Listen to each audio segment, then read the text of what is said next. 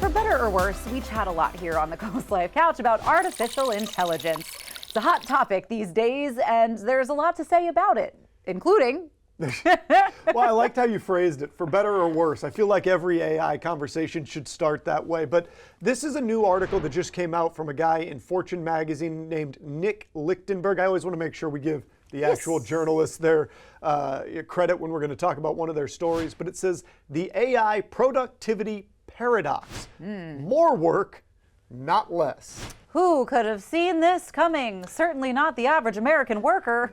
We've certainly talked about it here. So I want to read just a little bit off the top here, and then we're going to have a discussion. It says, tasks that once took 6 hours now take less than 1. A 2-week process can sometimes be finished in an afternoon, but workers are not getting their time back. Instead, executives say companies are using those productivity gains to demand more output from the same employees, turning what used to be an 8-hour workload into something far larger.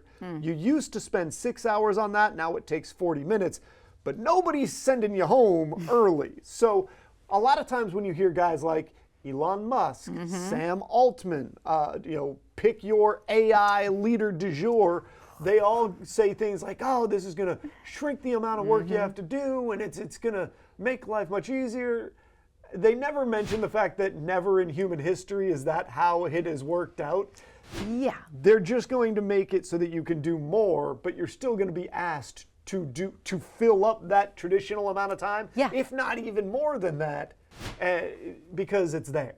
Well, and I think because we've built our system around the 8-hour work day and the 40-hour work week for so many years, and I don't think that we're prepared to make a big change that fast, the way that AI could assist people in doing their jobs, especially for small teams of people that have a huge workload, and AI can take care of some of that little busy work that no one really wants to do, but it's on your plate. So you're like, hey, ChatGPT, handle this for me, please. Yeah. But I think we're not prepared to adjust that yet. And so I think when we see idle hands and all at the desk, they're like, well, you must be lazy, but it's like, oh, my work is done. I did it all. All AI is doing is exposing what's already been happening for the last 40 years. If you look at the chart, just take America, for example, but it's happening everywhere. But if you look at the chart, worker productivity has continued to go up and up and up, but the number of hours, those are actually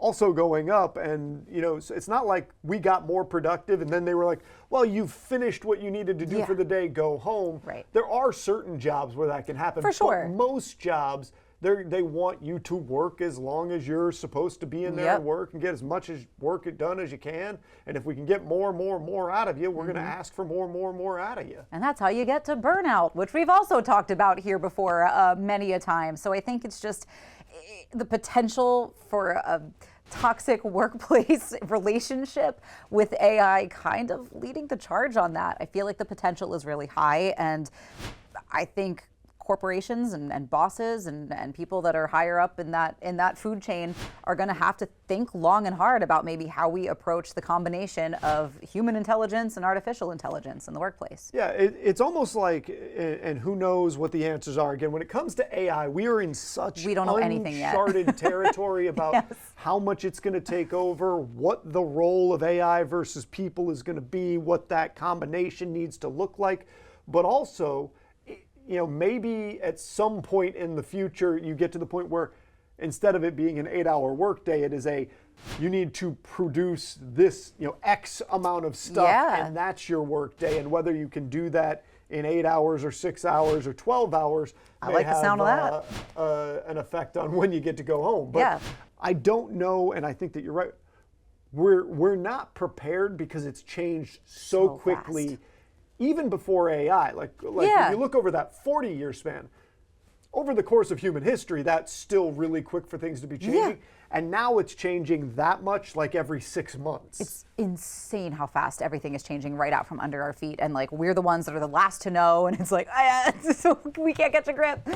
So I think, it's a balance that we don't know how to strike yet. And it kind of has yet to be struck. So I don't know where we're going with it, but I do know that, early dismissal motivates me to get all my work done way faster. Like when there's a holiday or a half day coming up and I'm like, watch me. I think we can put a poll up about this one today. And what the poll should say is, do you believe that AI will make your life easier, harder, or have no effect in the amount of production you put out? Oh, there you go. I like it. So you can always go to coastlife.com/vote to cast your opinions, and we'll talk about it. We'll get to it probably next week on the show since, today's Friday. But we've got more Coast Life coming up. Spring will be here eventually, for real. And when that time comes, if you're selling a home, you want to make sure it is ready to go. So we're going to talk about the little fixes that you can do to make sure that you are seller ready. All of that is on the way.